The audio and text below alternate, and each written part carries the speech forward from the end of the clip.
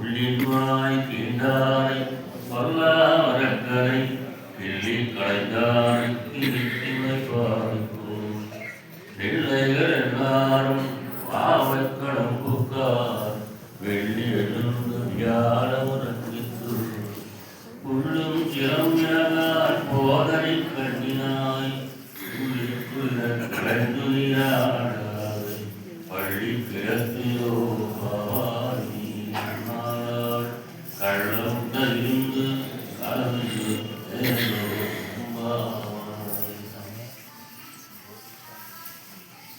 ఈరోజు గోపిక నేత్ర సౌందర్యం అంటే భగవాను కంటే కూడా ఈ గోపి యొక్క నేత్రం యొక్క అందం ఎక్కువ, అందుకని గర్వం. నేనే నా దగ్గరికే వీళ్ళందరూ రావాలి, నేనున్న దగ్గరికే వచ్చి వీళ్ళందరూ నన్ను లేపాలి అనేటటువంటి ఒక అహంకారపూరితమైనటువంటిది. కానీ ఇక్కడ అహంకారం అలానే లేదు, ఎందుకంటే భగవద్ గుణానుభవం ఆవిడది.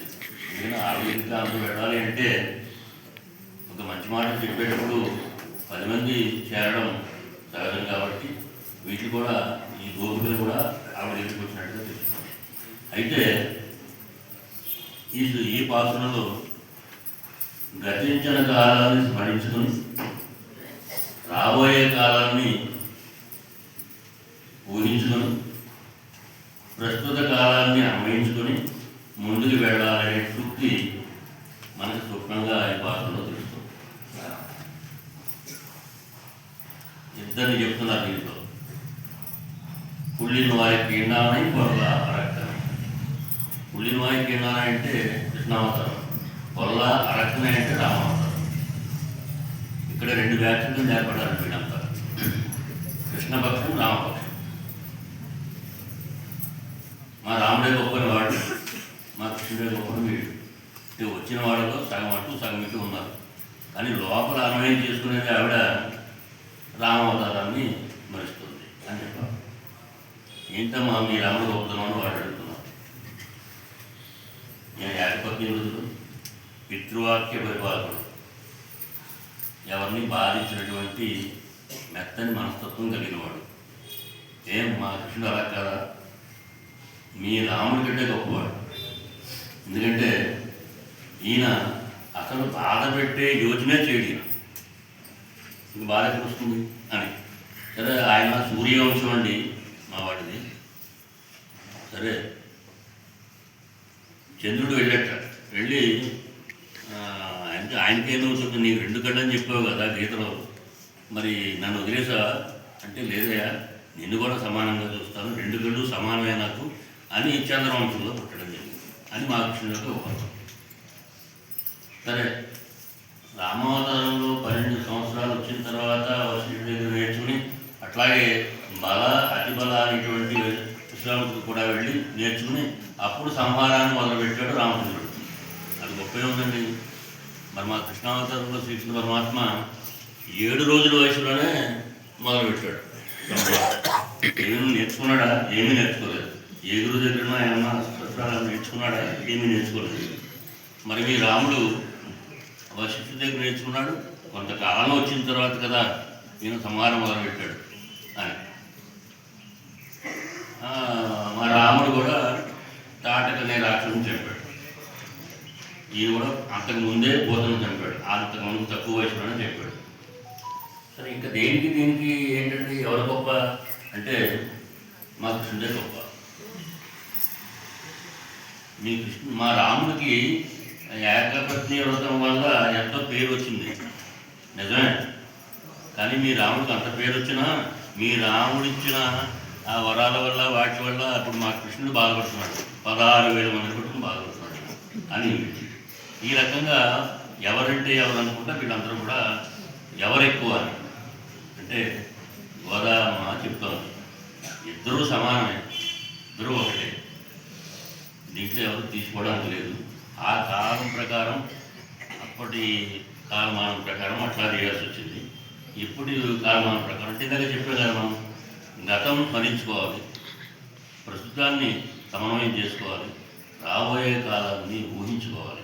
అట్లా వెళితే ఎవరి తాలూకు జీవితమైనా సరే సూక్ష్మంగా పెడుతుంది అని చెప్పడం.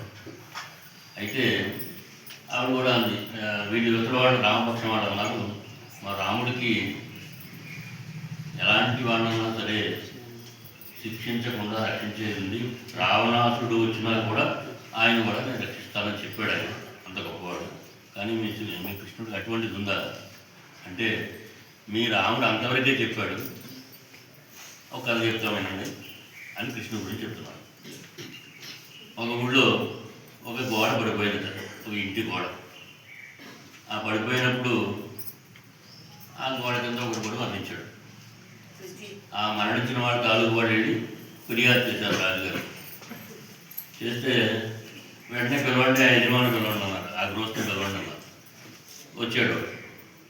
ఏమయ్యా నీ వల్ల ఇలా అయింది, నీకు శిరచ్ఛేదం అన్నాడు ఆయన రాజుగారు. అంటే బాబు నాదేం నిజమే, మీరు చెప్పింది గోడ పడడం అంటే నిజం, కానీ గోడ కట్టింది నేను కాదు, మేస్త్రి కట్టాడు. ఆ పిలవండి మేస్త్రిని పిలవండి. మేస్త్రి వచ్చాడు. అయ్యా నేను తప్పేం లేదండి, ఆ కూలి వాడు ఏం చేశాడంటే ఆ మాలు కలిపినప్పుడు సిమెంట్ చాలా పలచగా కనిపించాడు, అందుకని మరి నాకు తప్పదు నేను కట్టేశాను. అయితే కూలీని పిలవండి. ఏమయ్యా నువ్వు అలా చేసావు, నేను నీకు సురక్షేదం అంటే, నేను మటుకు ఏం చేస్తాను, కరెక్ట్గానే కలిపానండి నేను. అది కొండ తాలూకా పరిమాణం అది ఎక్కువగా ఉంది, అది కుమ్మరి చేసిన తప్పది, ఆ కుమ్మరి కరెక్ట్గా చేయలేదు వాడు, అందువల్ల నేను తక్కువగా కొలిచే పోసాను నేను అనగానే పిలవండి కుమ్మరిని పిలవండి. ఆ కుమ్మరి రాగానే, అయ్యా నేను కూడా బాగానే చేశానండి, రాజనర్తకి మా వీధిలో వెళ్తుంది, ఆవిడ అందాన్ని చూసి కొద్దిగా పరిమాణం ఎక్కువైందండి అంటే విరండి రాజనర్తకి వచ్చింది. నేనేం చేయనండి, నేను అసలు బయటికి కదలలేను, ఆ కుమ్మరి వీధిలో ఉండే చాకలి వారింటికి వెళ్ళాల్సి వచ్చింది.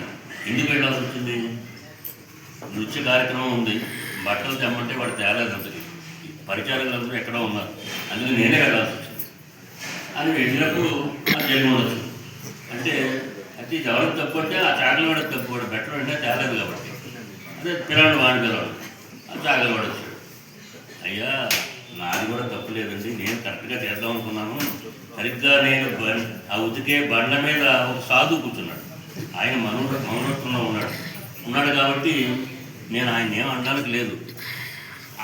ఎప్పుడైతే అది ఆ బండ ఖాళీ అయిన తర్వాత కదా నేను చేయాల పని, అందుకని అది అయిన తర్వాత చేయడం వల్ల నాకు లేట్ అయింది, నా తప్పేం కాదు.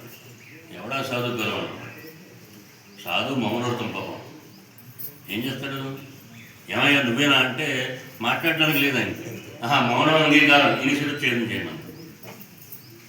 ఎక్కడ ఇది ఎక్కడ సాధు, మీరు గమన సంబంధం ఉంది ఆయనకి, అదిగో మా కృష్ణ పరమాత్మ అలాంటివన్నీ ఎత్తి వేసుకుంటాడు, అందుకని మా కృష్ణుడు గొప్ప కదా అని వీళ్ళు వాదించుకుంటారు. ఈ రకంగా మాట్లాడుకుంటూ ఆఖరిని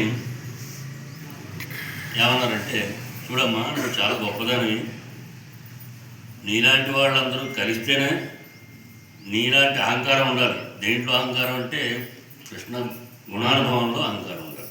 నేనే గొప్ప, నేను నాకంటే ఎవరు ఈ రకంగా కైంకర్యం చేయలేదు అనేటువంటి గొప్ప ఉండాలి, ఆ అహంకారం ఉండాలి.